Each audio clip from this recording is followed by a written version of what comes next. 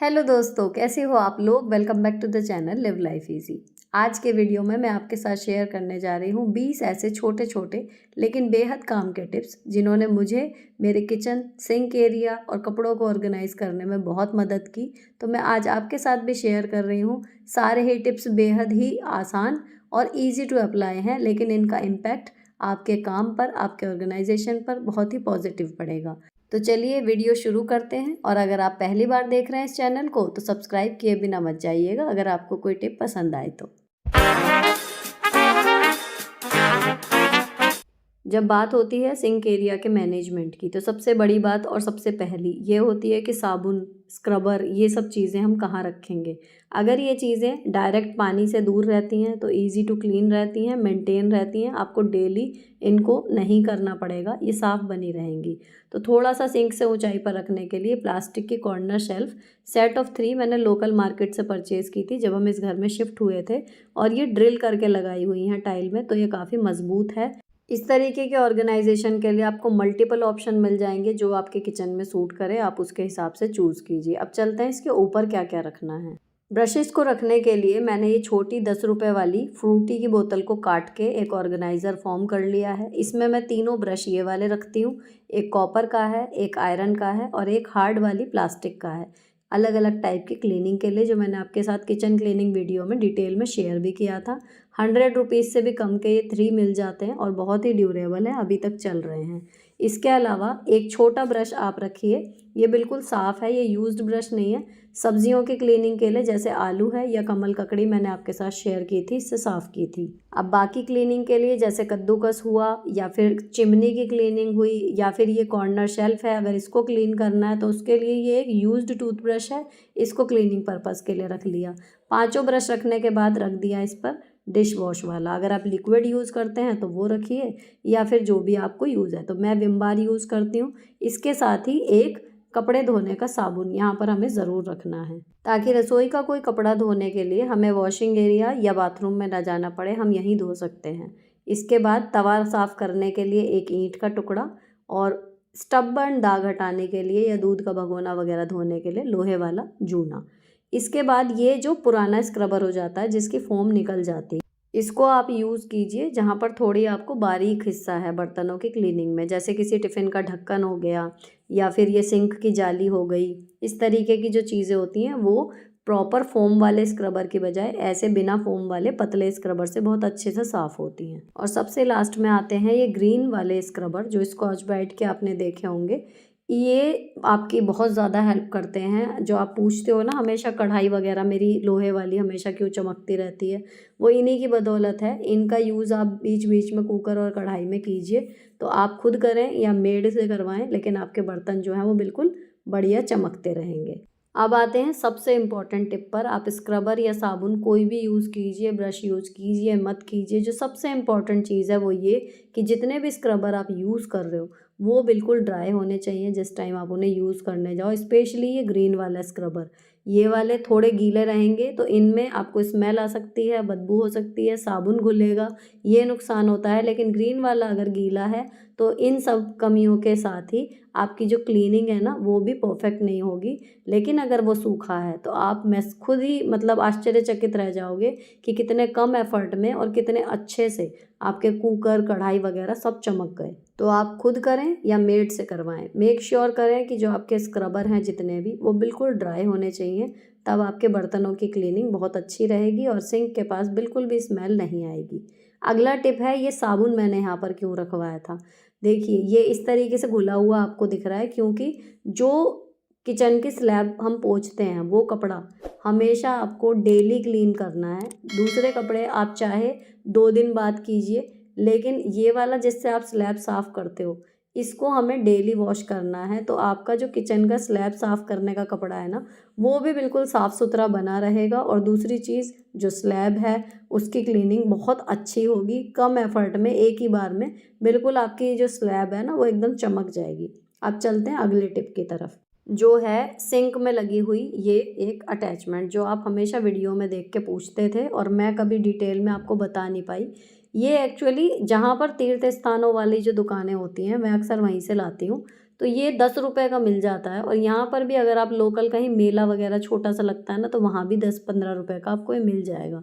छोटा सा अटैचमेंट है प्लास्टिक का, इसमें लगा हुआ है पंखा सा, ऊपर जाली है ताकि कोई मिट्टी विट्टी अगर आए पानी में तो उसको ये फ़िल्टर कर देगा, और नीचे इसमें स्ट्रेनर सा लगा हुआ है। तो इसका फ़ायदा इतना अच्छा होता है, एक तो ये इस तरीके की इसकी शेप है ऊपर से कि किसी भी टैप में फ़िट हो जाता है ईज़िली, निकलेगा भी नहीं, बढ़िया ग्रिप बन जाएगी। और रही बात इसकी कि इसको लगाने का फ़ायदा क्या है, ये इसके बिना पानी है, सीधी मोटी धार जब पूरा खोल रहे हैं तब आ रही है। लेकिन जब हम इसे लगाते हैं ना, तो आधा टैप ही आप ओपन करोगे, उतनी मोटी धार आपको मिल जाएगी, क्योंकि पानी जो है वो फैल रहा है, ठीक है। और अगर आप इसको पूरा खोल देते हो तो बिल्कुल बढ़िया एक शावर सा निकलता है। तो जब आप सब्जियां वगैरह धोते हो या बर्तन भी धोते हो, तो कहीं ना कहीं आपको कम पानी में बेहतर परफॉर्मेंस नल की मिलती है। तो जब कई कई महीने ये चल जाता है, और अगर इसमें पानी के निशान ज़्यादा हो गए या पुराने लगने लगा है तो आप इसको बदल लीजिए। अब ये जो आपको ब्लैक कलर का दिख रहा है कपड़ा, ये एक्चुअली एक लेस है, शू लेस है, और ये कोई टिप नहीं है, लेकिन ये पानी टपकता है, जो प्लम्बर के करने के बाद भी सही नहीं हुआ। हम 2-3 बार इसको करा चुके हैं, तो ये पानी बह के सारा स्लैब की तरफ बहता है, इसलिए वो सीधी एक धार में सिंक में जाए और पानी के निशान अननेसेसरी ना बने, इसलिए मैंने इसको लपेट के डाला हुआ है। तो ये एक सीधी धार सी आके सीधे नाली में चली जाती है, तो पूरी सिंक पे पानी के दाग नहीं बनते, वरना ये कंटिन्यूस गीली बनी रहेगी और सिंक कभी भी सूखेगी नहीं, साफ़ नहीं होगी। अब चलते हैं सिंक की इस जाली की तरफ, जो आप लोग कई बार पूछते हो कि मैं इसे क्लीन कैसे करती हूँ। तो अक्सर कूड़ा ना, आपको भी देखा होगा आपने कि ये जाली में फंस जाता है नीचे, तो उसके लिए मैंने ये मीशो से मंगाई थी। अब बर्तन वैसे मैं खाली करके सारे पहले वॉश करके उसके बाद ही साबुन लगाती हूँ, तो सारी जूठन तभी हट जाती है। लेकिन फिर भी अगर इसमें जूठन जो है वो गिर जाती है, तो वो नाली में ब्लॉकेज नहीं बनाएगी, इसमें जमा हो जाएगी, और आप इसको उठा के आराम से अपना कूड़ेदान में पलट सकते हो, जहाँ पर भी आप अपना गीला कूड़ा रखते हो। और जब सारे बर्तन धुल जाएं, तो जैसे सिंक साफ़ करते हैं उसी तरीके से इस जाली को आप उठाइए, और छोटा वाला स्क्रबर, जैसे मैंने आपको बताया था ना कि ये वाली क्लीनिंग उससे बहुत अच्छी हो जाती है, मोटा वाला फोम वाला इसमें इतनी अच्छी क्लीनिंग नहीं करता। तो इस तरीके के एरिया को मैंने ये क्लीन कर दिया जब सिंक वॉश की। तो ये मतलब आपकी जो सिंक में ब्लॉकेज की समस्या है, ये छोटी सी चीज़ है, लेकिन आपकी वो समस्या हमेशा के लिए ख़त्म हो जाएगी, क्योंकि जब इसमें सारा कूड़ा आ जाएगा तो आपका जो सिंक का ड्रेनेज है वो कभी भी ब्लॉक नहीं होगा। आप सिंपल इसको उठाएंगे और कूड़े में पलट देंगे, तो आपका वो साफ़ बना रहेगा। और जहाँ सिंक धोते हैं वहीं पर इसको भी एक बार धो दीजिए। अब देखिए, ये स्क्रबर मैंने अब यूज़ किया है, हर यूज़ के बाद आपको स्क्रबर वॉश करना है। तो देखिए, ये स्क्रबर फटने लगा है, छेद हो गए हैं, लेकिन इसका कलर बिल्कुल पिंक जैसा नया था वैसा ही है, इतना सा भी ये गंदा नहीं हुआ। तो इसके दोनों फ़ायदे हैं, एक तो क्लीनिंग आपकी अच्छी होगी, और दूसरा सिंक के पास बिल्कुल भी स्मेल कभी भी नहीं आएगी। अब इससे आगे की सफाई के लिए मैं अगले टिप की तरफ बढ़ रही हूँ। इसमें हमने DIY सॉल्यूशन आपके साथ शेयर किया था किचन के लिए और बाथरूम के लिए। इसमें विनेगर है और पानी है बराबर बराबर मात्रा में, और 1 से 2 चम्मच आपको विम लिक्विड मिलाना है। ये तीनों चीज़ें मिला के जहाँ पर भी आपका पानी के निशान बनने का है कि यहाँ पर पानी के निशान बन सकते हैं, आप उस हिस्से की क्लीनिंग इससे कीजिए। इवन ग्रीजिंग कहीं पर होती है जैसे किचन चिमनी वगैरह, सब कुछ इससे क्लीन हो जाता है। इसके लिए मैंने आपको किचन क्लीनिंग के वीडियो में इसका डिटेल में यूज़ करना बताया था, और बहुत सारे लोगों के कमेंट भी आए थे कि उससे उन्हें बहुत अच्छे रिज़ल्ट मिले। और बिल्कुल सस्ता बन जाता है, मल्टी यूज़ में आता है, बाथरूम भी इससे क्लीन हो जाता है बढ़िया, और किचन में भी बढ़िया काम करता है। तो महीने में 2 बार, अगर आपसे ज़्यादा ना भी हो पाए, तो अगर आप सिंक डेली वॉश करते हो, हर यूज़ के बाद सिंक को वॉश करते हो या मेड से करवाते हो, तो ये 15 दिन में एक बार आपको इसे लगा के और स्क्रब करके हल्का सा 5 मिनट के लिए छोड़ देना है। 5 मिनट रेस्ट इसलिए बोला है ताकि जो कहीं पानी के निशान बन गए हैं उस पर काम करने के लिए इसे समय मिल जाए। उसके बाद सिंपल एक बार और स्क्रब कीजिए और सादे पानी से फिर सिंक को धो दीजिए। तो इतनी एकदम इसमें शाइन जो है ना वो आपको विजिबली नज़र आएगी कि आप जब डेली वॉश करते हैं तो कुछ चमक तो उसी से बनी रहती है, बहुत कम मेहनत आपकी सिंक को चमकाने में लगती है।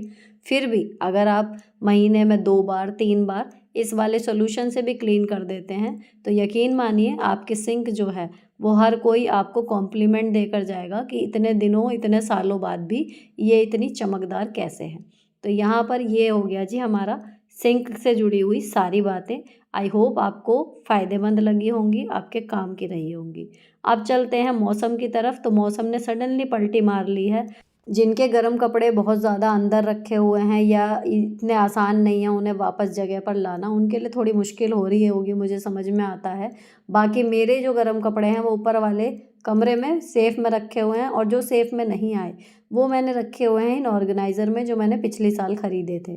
इसमें सामने से ये ज़िप लगी हुई है, तो अगर आप इनको अलमारी में रखते हो, अपनी कपड़ों को सिर्फ़ ऑर्गेनाइज़ करना आपका उद्देश्य है, अलमारी में आपकी जगह है, तो आप इसको सामने से खोल के निकाल सकते हैं। और अगर आप इस ऑर्गेनाइज़र को रखते हैं पलंग में, तो ये ऊपर से भी खुल जाता है। तो टू वे ओपन है, इसकी वजह से ये बहुत ही ईज़ी टू यूज़ है।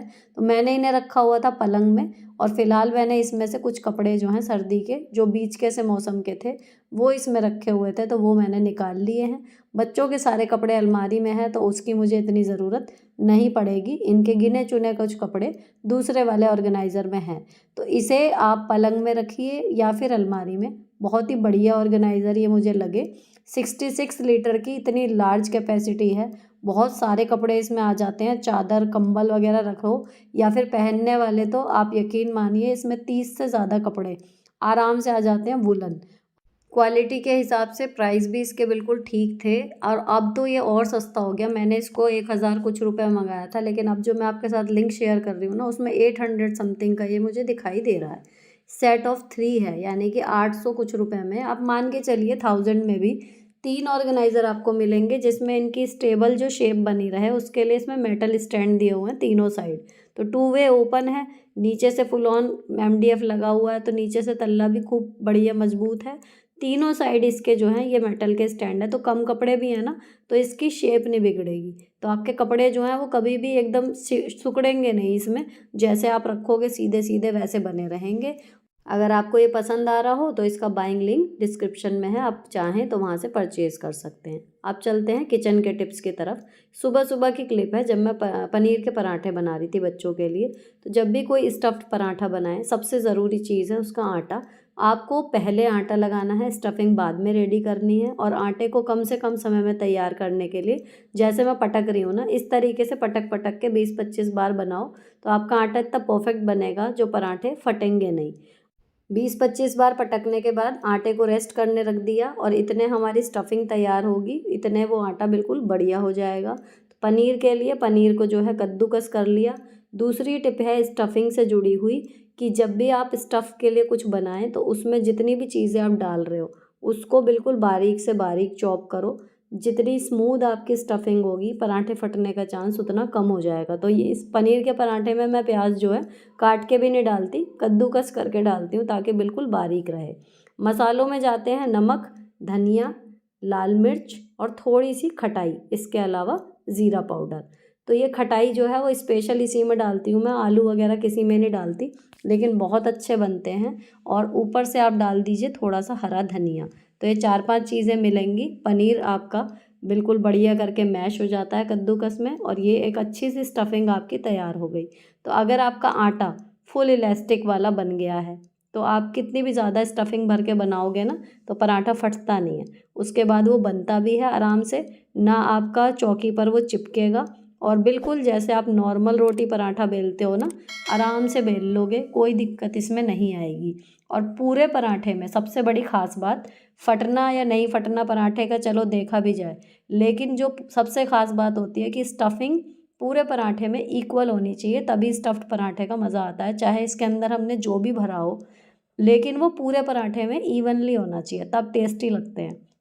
वो चीज़ आप देखना इसमें हो जाएगी, अगर आप स्टफिंग और आटे को लेके मेरी जो 2 बातें मैंने आपको बताई उनको आप अप्लाई करोगे। फिर मैंने घी लगा के इसको सेक लिया। अब मैं आपको इसे खोल के दिखाती हूँ, देखो। बिल्कुल इवनली पूरे पराठे में पनीर जो है वो फैला हुआ है, वरना ऐसे होता है कि बीच में स्टफिंग रहती है और किनारे पर आटा आटा रहता है, वो चीज़ ऐसे नहीं होगी। अब बच्चे जो हैं वो थोड़ा सा अपना टेस्ट जो है वो रिवाइज़ कर रहे हैं। थोड़ी हरी धनिया की चटनी मेरे हस्बैंड ने पीस दी थी, तो पराठा और चटनी खाएंगे, दूध पियेंगे, ड्राई फ्रूट का डिब्बा रखा है, ड्राई फ्रूट खा के जाएंगे। तो इतना मैं इन्हें यहाँ से खिला के भेजती हूँ, बाकी अपना इंटरवल में बातों और खेल के साथ थोड़ा बहुत ही खाते हैं, इसीलिए टिफ़िन में इनके एक एक पराठा ही जाता है, थोड़ा सा कुछ टेस्ट मेकिंग के लिए मीठा। अब लेकिन सुबह बच्चे को खिला के थोड़ा बहुत ज़रूर भेजें, क्योंकि हमेशा मेरी मम्मी कहती थी कि घर खीर तो बाहर भी खीर। घर से बासे मुँह बच्चा जाएगा या खाली दूध में जाएगा तो फिर टिफ़िन का भरोसे पे मत रहिए, उसको थोड़ा-सा कैसे भी करके यहाँ से खिला के भेजिए। अब ये पराठे वग़ैरह बना के मुझे बाकी के सुबह के काम निपटाने हैं और निकलना है अपने स्कूल के लिए। फ़िलहाल व्लॉग यहीं पर ख़त्म होता है। अच्छा लगा हो, कोई टिप पसंद आई हो तो चैनल को सब्सक्राइब किए बिना मत जाइएगा। मिलती हूँ आपसे नेक्स्ट वीडियो में। Till then bye bye, stay beautiful always.